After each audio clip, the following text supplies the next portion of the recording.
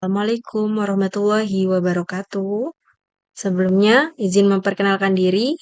Saya Anindita Trimulya dari kelas A dengan NPM 23170510664.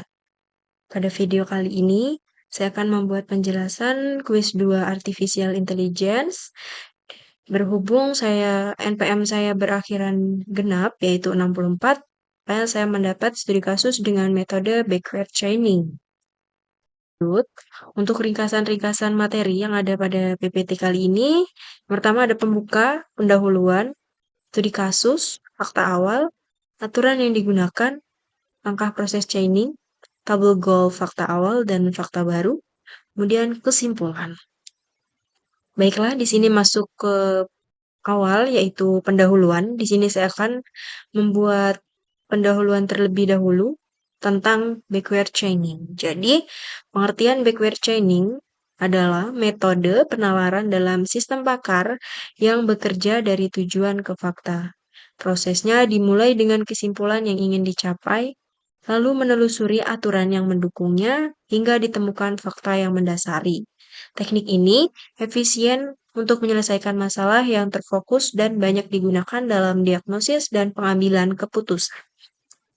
Lanjut, untuk pembahasan studi kasus, di sini saya mengambil topik dengan tema keamanan untuk deskripsi kasusnya sendiri.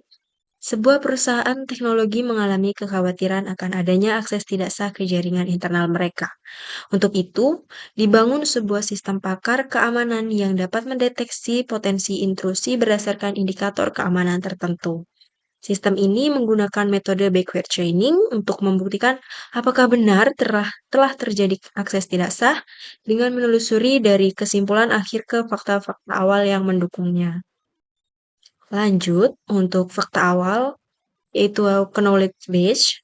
Untuk fakta awal, di sini didefinisikan sebagai F. Jadi, F1 itu merupakan fakta pertama. Nah, di sini untuk fakta pertama, yaitu login dari IP asing atau luar negeri. Untuk fakta kedua, login terjadi di luar jam kerja. Fakta ketiga, banyak percobaan login gagal dalam waktu singkat. Kemudian fakta keempat, akun pengguna mengakses file rahasia. Fakta kelima, tidak ada pemberitahuan resmi dari pemilik akun terkait login tersebut. Lanjut, aturan yang digunakan atau if-then rules. Nah, di sini didefinisikan yaitu dengan R1. Maksudnya adalah aturan pertama. Di mana yang pertama atau R1, if login atau jika login, jadi if itu adalah jika.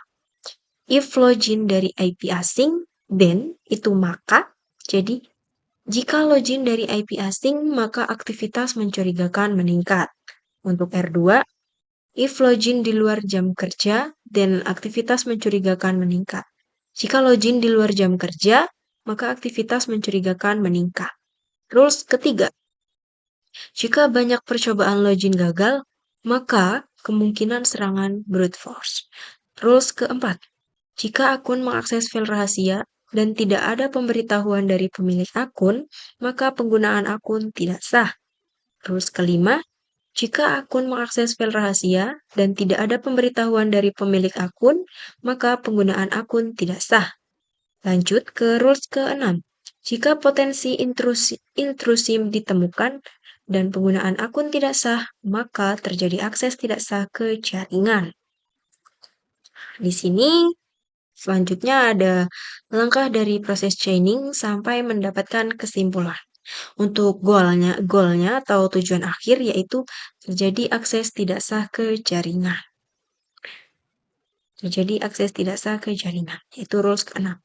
Nah, untuk langkah pertama, kita evaluasi terlebih dahulu, yaitu R6, untuk evaluasi goalnya. Untuk membuktikan terjadi akses tidak sah, perlu membuktikan potensi intrusi ditemukan penggunaan akun tidak sah. Sini, kita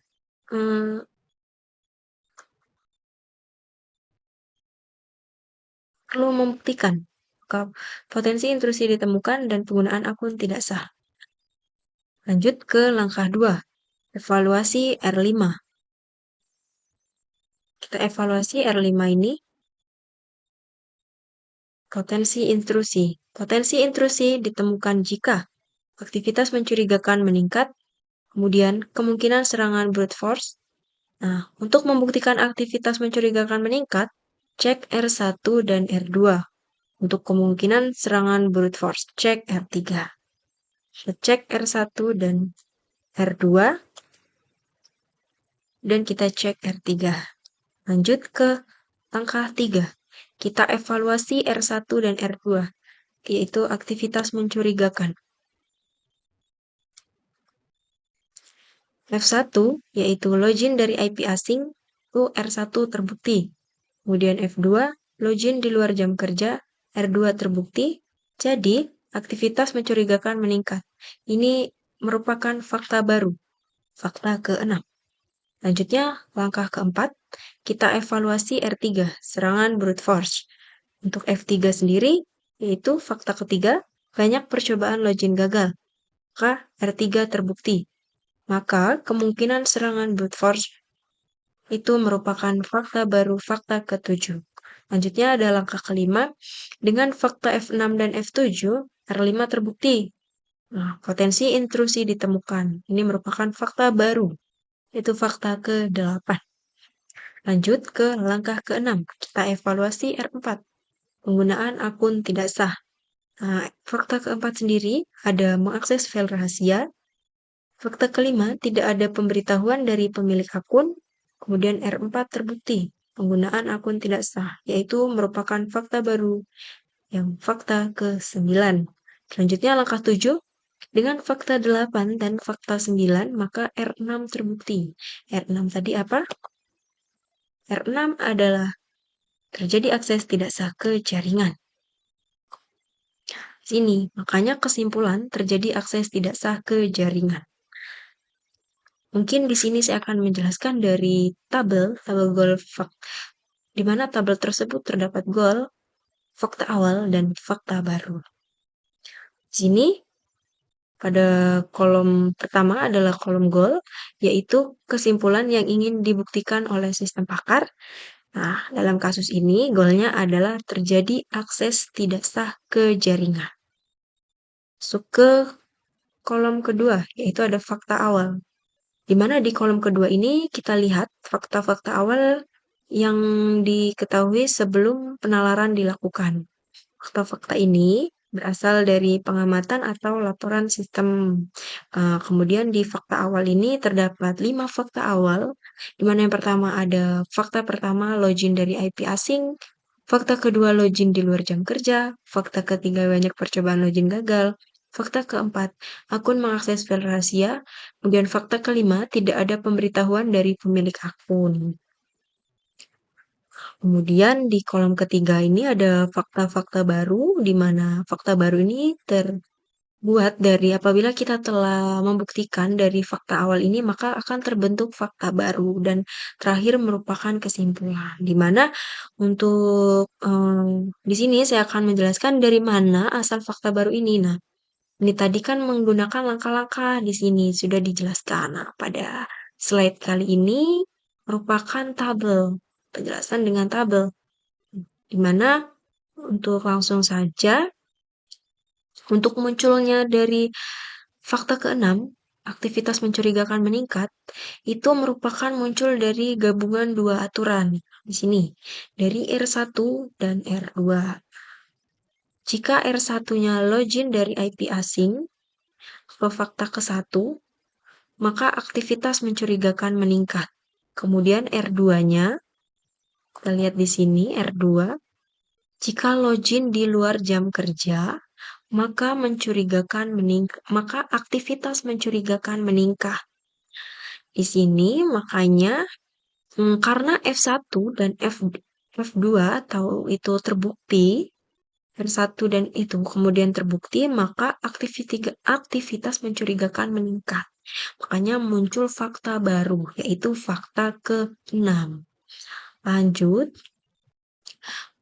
asal dari fakta 7, kemungkinan serangan di brute force itu dihasilkan dari aturan R3.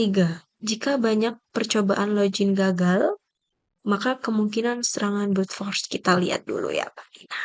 Jika banyak percobaan lodging gagal, maka kemungkinan serangan brute force. Makanya di sini fakta ketujuhnya, karena fakta ketiganya benar, maka fakta ketujuh dapat disimpulkan, yaitu kemungkinan serangan brute force. Lanjut ke asal fakta 8. Potensi intrusi ditemukan. Nah, ini berasal dari R5. Kita lihat R5. Jika akun maksud di sini, jika aktivitas mencurigakan meningkat, itu dari F6, maka kemungkinan serangan brute force. Karena kita sudah punya F6 dan F7, maka F8 muncul sebagai fakta baru, yaitu potensi intrusi ditemukan. Lanjut ke asal penggunaan akun tidak sah. Ini asal dari mana? Untuk yang ini, fakta ke-9, kita lihat R4. Jika akun mengakses file rahasia dan tidak ada pemberitahuan dari pemilik akun, maka penggunaan akun tidak sah. Jadi R4 tadi kan peraturannya aturan awal apa? If then-nya tadi itu tadi ya, jika akun mengakses file rahasia itu merupakan F4 dan tidak ada pemberitahuan dari pemilik akun, itu F5. Maka penggunaan akun tidak sah. Bisa lihat tadi kan penggunaan akun tidak sah. Di sini karena dia sudah sampai di akhir pembuktian dan terbukti bahwa benar bahwa penggunaan akun tidak sah, jadi dapat dibuktikan akhirnya goal terjadi akses tidak sah ke jaringan. Dibuktikan dengan rules 6, jika potensi intrusi ditemukan F8 dan penggunaan akun tidak sah, maka terjadi akses tidak sah. Nah, karena ya dia F8 dan F9 itu sudah didapatkan, maka goal ini dinyatakan terbukti gitu. Kan tadi di awal ya. Nih, untuk kesimpulannya terjadi akses tidak sah ke jaringan. Di sini di pembuktian penggunaan akun tidak sah.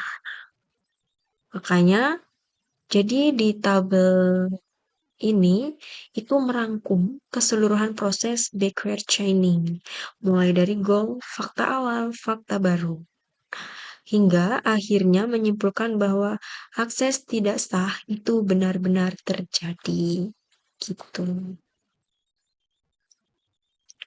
Penggunaan akun tidak sah, terjadi akses ke jaringan. Lanjut ke kesimpulan.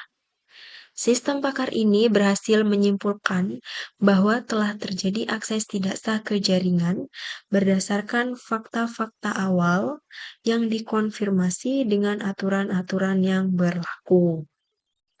Metode backward chaining memungkinkan sistem menelusuri dari kesimpulan akhir ke fakta awal secara sistematis dan efisien, sehingga membantu perusahaan dalam deteksi dini dan pengambilan keputusan keamanan. Oke, terima kasih. Mungkin itu saja penjelasan dari saya. Kurang lebihnya saya mohon maaf. Saya akhiri. Wassalamualaikum warahmatullahi wabarakatuh. Terima kasih.